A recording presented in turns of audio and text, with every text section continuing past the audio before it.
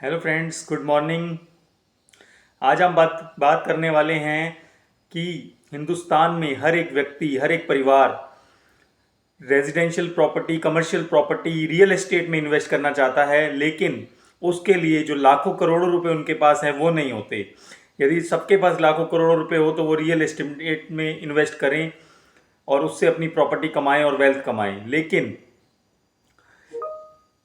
जिन्होंने भी 1970, 80, 90 में रियल एस्टेट में इन्वेस्ट किया था, उन्होंने करोड़ों रुपए कमाए हैं और आज भी कमा रहे हैं। लेकिन अच्छी खबर ये है कि जिसके पास लाखों करोड़ों रुपए नहीं भी हैं, वो सिर्फ 300-400 रुपए से भी रियल एस्टेट में इन्वेस्ट कर सकता है। जी हाँ, मैं आपके लिए जो इन्फॉर्मेशन लेके आया हूँ उससे आप 400-500 रुपए महीने से भी रियल एस्टेट में इन्वेस्ट कर सकते हैं और अपना सपना पूरा कर सकते हैं। यदि आपके पास ज़्यादा पैसा है तो आप ज़्यादा लगा सकते हैं, लेकिन ये मैं मिनिमम की बात कर रहा हूँ कि यदि आपके पास 400-500 रुपये महीना भी है तो भी आप रियल एस्टेट में इन्वेस्ट कर सकते हैं। जिन लोगों ने भी पहले रियल एस्टेट में इन्वेस्ट किया था, आज वो करोड़ों में कमा रहे हैं। जितनी भी कमर्शियल प्रॉपर्टीज़ है वो रेंट पर देकर रेंटल इनकम कमा रहे हैं, और उसके अलावा जो कैपिटल एप्रिसिएशन होता है वो भी उनकी वैल्यू और वेल्थ की जो है बढ़ा रहा है। मान लीजिए कोई कमर्शियल प्रॉपर्टी किसी ने 10 लाख रुपए में ली थी 15 साल पहले, वो उसकी आज की वैल्यू 2-3 करोड़ रुपए होगी। तो सोचिए कितना कैपिटल एप्रिसिएशन हुआ, और उसके अलावा जो रेंटल इनकम हर साल उन्हें आ रही है वो अलग है। तो अब ये मौका सभी को मिल सकता है, उसके बारे में हम आज डिस्कस करेंगे। जैसे जैसे इंडिया की पॉपुलेशन बढ़ती जा रही है और लैंड घटता जा रहा है, क्योंकि लैंड एक लिमिटेड क्वांटिटी में है तो लैंड बढ़ नहीं सकती। पॉपुलेशन बढ़ती जा रही है और लैंड पर पर्सन कम होती जा रही है, वैसे वैसे लैंड की वैल्यू बढ़ती जाएगी और लोग उसी लैंड के लिए ज़्यादा पैसा देने के लिए भी तैयार रहेंगे। तो जो आज की डेट में भी लैंड खरीद के रख लेगा वो भी फ्यूचर में बहुत पैसा कमाने वाला है, क्योंकि जिस भी वस्तु की जो सप्लाई है वो लिमिटेड होती है और डिमांड अनलिमिटेड होती है, उसका प्राइस बढ़ना लगभग तय होता है। एक और बात मैं बताना चाहूँगा कि आप सोचेंगे ठीक है, मैं आज ही लोन लेता हूँ और लोन लेके रियल एस्टेट में लगा देता हूँ, लेकिन ये मैं कभी भी रिकमेंड नहीं करूँगा, क्योंकि जो रियल एस्टेट से इनकम होती है वो सर्टेन नहीं होती। कभी कभी तो वो 1 साल में बढ़ जाती है, कभी 2 साल भी ले लेती है। तो कभी भी लोन पर पैसा लेकर रियल एस्टेट में ना लगाएं, क्योंकि जो रेंटल इनकम और कैपिटल एप्रिसिएशन होगा वो आपका ईएमआई में ही चला जाएगा, तो आपको कुछ नहीं बचेगा। तो कभी भी ये गलती ना करें। कभी भी जो कमर्शियल प्रॉपर्टी होती है वो रेजिडेंशियल प्रॉपर्टी से बेटर होती है, क्योंकि कमर्शियल प्रॉपर्टी जो होती है उससे आपको ज़्यादा रेंटल इनकम मिलती है और जो कैपिटल एप्रिसिएशन है वो भी ज़्यादा होता है। तो जिन लोगों ने भी जो मेट्रो सिटीज़ है, दिल्ली, मुंबई, कोलकाता, चेन्नई, बेंगलोर, अहमदाबाद, यहाँ पर प्रॉपर्टी में पैसा लगाया था, वो आज करोड़ों के मालिक बनकर बैठे हुए हैं। और बात, जब भी आप रियल एस्टेट में इन्वेस्ट करना चाहते हैं तो आपके पास पैसा होना चाहिए, समय होना चाहिए प्रॉपर्टी को ढूंढने के लिए, लीगल पेपर वर्क करने के लिए समय होना चाहिए, टैक्सेस पे करने के लिए समय होना चाहिए। तो जो मैं आपके लिए एक खबर लेके आया हूँ उसका नाम है REIT, real estate investment trust. जी हाँ, ये कॉन्सेप्ट इंडिया में 2017 से शुरू हो चुका है, और जिसमें ये जो राइट है वो म्यूचुअल फंड की तरह काम करता है। और जितना भी झमेला है प्रॉपर्टी ढूंढने का, खरीदने का, पेपर वर्क का, लीगल, टैक्सेस, ये सब झमेला उन्हीं को करना पड़ता है और आपको कुछ नहीं करना। आपको सिर्फ आप जितना भी मंथली पैसा उसमें डालना चाहते हैं वो डाल सकते हैं। तो राइट कैसे काम करता है? राइट बहुत सारे लोगों को इकट्ठा करता है और उनसे थोड़ा थोड़ा पैसा लेता है और करोड़ों का कॉर्पस बनाकर उससे कमर्शियल प्रॉपर्टी में इन्वेस्ट करता है और कमर्शियल प्रॉपर्टी खरीद लेता है। फिर वो कमर्शियल प्रॉपर्टी में जिन जिन लोगों ने पैसा लगाया है उसके हिसाब से उनको उसकी शेयर होल्डिंग अलॉट कर दी जाती है।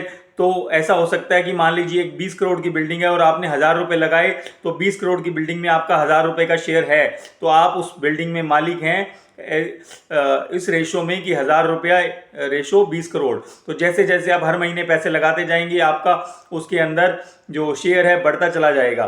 तो इससे आपका जो रियल एस्टेट में पैसा लगाने का सपना है वो पूरा हो जाएगा और आप हर साल रेंटल इनकम भी कमा सकते हैं, और जो कैपिटल एप्रिसिएशन होगा उससे आपकी जो वैल्यू है शेयर्स की वो बढ़ती रहेगी, और जब भी आप इसको बेचना चाहें बेच सकते हैं। इसमें लिक्विडिटी की कोई प्रॉब्लम नहीं है। ये जैसे ही आप क्योंकि ये शेयर मार्केट में ट्रेड होती है, तो जैसे ही आप इसे बेचेंगे तो T+1 यानी कि 1 या 2 दिन में पैसा आपके अकाउंट में आ जाएगा। तो यदि आप जानते हैं कि म्यूचुअल फंड कैसे काम करता है, तो राइट भी बिल्कुल वैसे ही काम करता है। बहुत सारे लोगों से पैसा इकट्ठा करके कमर्शियल या रेजिडेंशियल प्लॉट्स में लगाता है और वो प्रॉपर्टी बड़ी बड़ी कंपनियों को किराए पे देता है और उससे रेंटल इनकम कमाता है, और वो रेंटल इनकम जो है वो शेयर होल्डर्स में प्रोपोर्शन में डिवाइड कर देता है हर साल। तो कम से कम आपको 5-6% रेंटल इनकम, जो भी आपने वैल्यू लगाई होगी उसका 5-6% हर साल रेंटल इनकम मिलती रहेगी, और जो कैपिटल एप्रिसिएशन होगी वो अलग से आपकी शेयर की वैल्यू बढ़ाती रहेगी। तो रियल एस्टेट में इन्वेस्ट करना अच्छा है। अगर हम इक्विटी मार्केट से इसका कंपैरिजन करें तो मैं रिकमेंड नहीं करूंगा, क्योंकि इक्विटी मार्केट में रिस्क भी ज़्यादा होता है तो रिटर्न भी अच्छा मिलेगा, लेकिन रियल एस्टेट में क्योंकि रिस्क थोड़ा कम होता है तो रिटर्न भी एज कंपैरिजन टू इक्विटी कम होता है, लेकिन बाकी जो इन्वेस्टमेंट्स होती हैं उनके कंपैरिजन में ज़्यादा होता है। तो राइट में भी एक फंड मैनेजर होता है जो आपसे पैसे कलेक्ट करेगा, और जब ये करोड़ों रुपया उसके पास हो जाएगा तो वो कोई अच्छी सी प्रॉपर्टी ढूंढ के उसमें इन्वेस्ट कर देगा। ये कुछ डेवलपर भी हो सकते हैं जो प्रॉपर्टी को डेवलप करते हैं और फिर उसे रेंट पे चढ़ा देते हैं, जिससे उनको जो भी रेंटल इनकम आएगी वो हर साल आपको बांट दिया करेंगे। ये पूरी तरह से रेगुलेटेड होती है, सेबी रेगुलेटेड है, तो इसमें कोई प्रॉब्लम नहीं है, आपको किसी तरह का रिस्क नहीं है कि कोई पैसा लेके भाग ना जाए। ये पूरी तरह से सेबी रेगुलेटेड है, जैसे कि शेयर मार्केट या म्यूचुअल फंड। तो इसमें पैसे का कोई खतरा नहीं है, लेकिन रिस्क, थोड़ा बहुत रिस्क हर जगह होता है, जिससे आपके जो इन्वेस्टमेंट है उसकी वैल्यू कम ज़्यादा जरूर हो सकती है। वो रिस्क हमेशा हर इन्वेस्टमेंट के साथ चलता रहता है। मैं एक अपने सबऑर्डिनेट जो मेरे अंडर काम करता है उसका भी एग्जाम्पल देना चाहूँगा।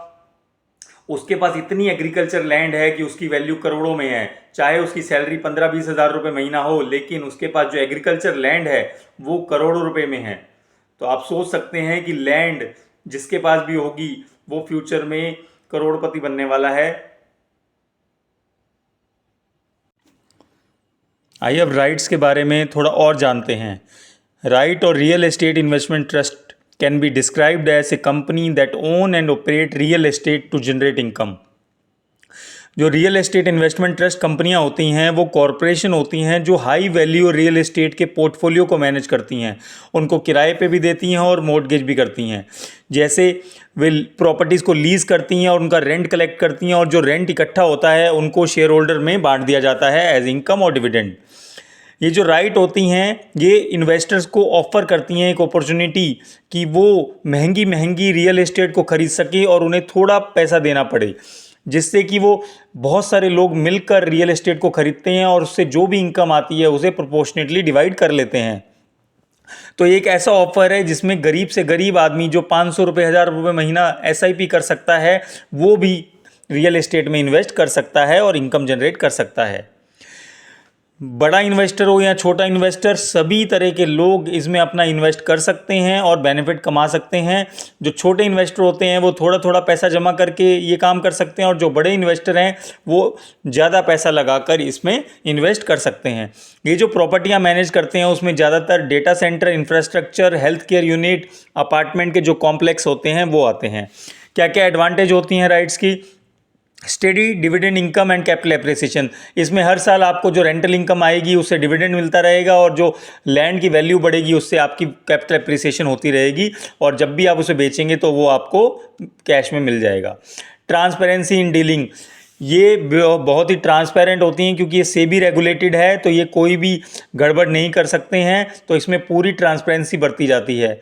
लिक्विडिटी, जैसा कि मैंने पहले भी बताया कि ये स्टॉक मार्केट में सेल कर सकते हैं हम इन यूनिट्स को, तो ये बिल्कुल ही लिक्विड है, जैसे ही आप इसे बेचेंगे 1-2 दिन में आपके पास पैसा आ जाएगा। Steady source of fixed income, जैसा कि आप जानते हैं जो रेंटल इनकम है वो हर साल मिलती है, तो आप कह सकते हैं कि आपको ये इनकम हर साल मिलती रहेगी, और फिक्स्ड या थोड़ा सा इंक्रीज़ करके, क्योंकि रेंटल इनकम हर साल बढ़ेंगे। जनरली ये इनकम जो इतना भी आप वैल्यू लगाएंगे उसका 5-6% होता है, तो हम कह सकते हैं कि 5-6% इनकम भी ठीक है, क्योंकि अलग से आपका जो कैपिटल एप्रिसिएशन वो तो अलग से होता जा रहा है। जब भी आप उस यूनिट्स को बेचेंगे तो कैपिटल एप्रिसिएशन भी आपको मिल जाएगा। कुछ लिमिटेशन भी होती हैं राइट्स की, जैसे जितनी भी इससे इनकम आती है, चाहे कैपिटल एप्रिसिएशन हो चाहे डिविडेंड इनकम, वो सब टैक्सेबल होती है, तो कोई टैक्स रिलीफ नहीं मिलता। मार्केट लिंक्ड रिस्क होता है इसमें। तो अगर मार्केट थोड़ा डाउन होता है तो इसकी यूनिट्स भी डाउन हो जाती हैं, और यदि मार्केट अप होता है तो ये इसकी यूनिट्स की वैल्यू भी बढ़ती है।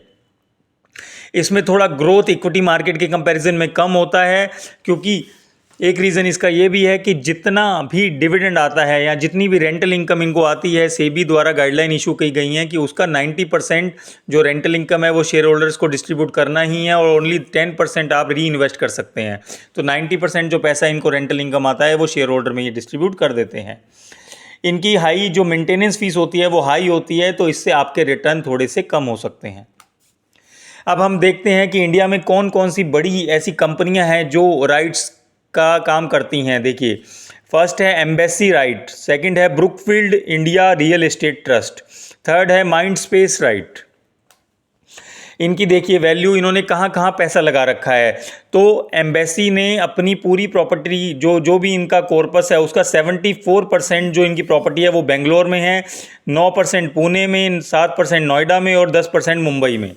माइंड स्पेस का 17% प्रॉपर्टी पुणे में है, मुंबई में 40%, हैदराबाद में 40%, चेन्नई में 3%। ब्रुकफील्ड का जो पैसा है 25% नोएडा की प्रॉपर्टीज़ में, 17% मुंबई में, 16% कोलकाता में और 42% गुड़गांव में।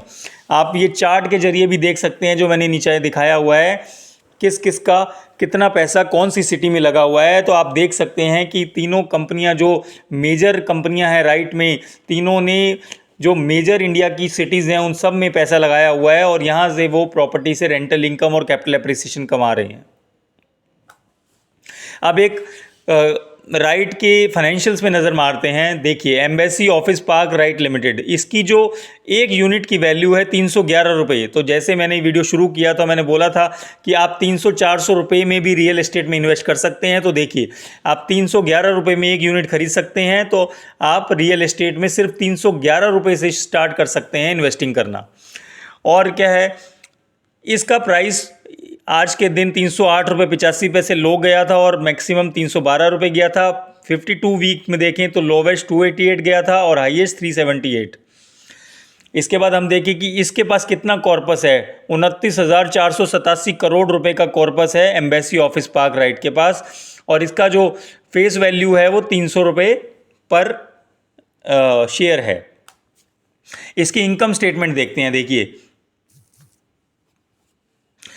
इसने जून 2023 जो कि क्वार्टरली इनकम स्टेटमेंट है उसमें 942 करोड़ रुपए की सेल की, मार्च 2023 में 895 करोड़ की, दिसंबर 22 के क्वार्टर में 892 करोड़, सितंबर में 888। तो करीबन हम देखें तो एक साल में करीबन 3500 करोड़ की टर्नओवर है इसकी, 3500 करोड़। और इसका ईबिटा भी काफ़ी अच्छा है, जो अभी आप स्क्रीन पर देख सकते हैं, करीबन 1500 करोड़ रुपए का ईबिटा है। इसके बाद देखिए इसकी बैलेंस शीट, 28,826 करोड़ की शेयर कैपिटल, 5,926 की करंट लायबिलिटी और 16,100 करोड़ की अदर लायबिलिटी। इसके एसेट साइड पे नज़र मारें तो देखिए, जैसा कि हमें पता है, इसकी सबसे ज़्यादा फिक्स्ड एसेट है 33,328 करोड़ की, करंट एसेट है 1145 करोड़, अदर एसेट है 11,938 करोड़ और टोटल एसेट है 46,400 करोड़ रुपए की। तो आप देख सकते हैं, आपको जो भी राइट पसंद आए उसमें आप पैसा लगा सकते हैं। तीनों कंपनियां अच्छी कर रही हैं। अगर मेरा रिकमेंडेशन माने तो एम्बेसी जो है वो ज़्यादा अच्छा कर रही है, क्योंकि इसकी ज़्यादा प्रॉपर्टी बेंगलुरु में और वहाँ से इसको बहुत अच्छी रेंटल इनकम आती है। तो यदि आप पैसा लगाना चाहते हैं तो एम्बेसी में लगा सकते हैं, लेकिन इन्वेस्ट करने से पहले सारे टर्म्स एंड कंडीशन पढ़ लें, क्योंकि ये थोड़ी रिस्की होती है, थोड़ा बहुत लॉस आपको ज़रूर हो सकता है। तो सोच समझ कर इन्वेस्ट करें, और लोन का पैसा कभी भी इन्वेस्ट ना करें, वही पैसा इन्वेस्ट करें जो आप सेव कर रहे हैं और आपके पास एक्स्ट्रा है।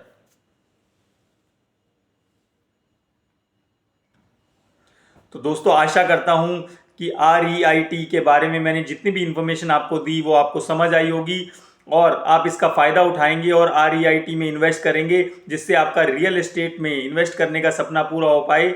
चाहे आपके पास लाखों करोड़ों रुपए नहीं है, लेकिन जितना भी आप इन्वेस्ट करना चाहें उससे REIT में लगा सकते हैं और रेंटल इनकम और कैपिटल एप्रिसिएशन कमा सकते हैं। इसके बाद मैं आपसे रिक्वेस्ट करूंगा, यदि आपने इस चैनल को सब्सक्राइब नहीं किया है तो आज ही सब्सक्राइब करें और भी लोगों के साथ शेयर करें, ताकि ये इन्फॉर्मेशन हम सभी तक पहुंचा सकें।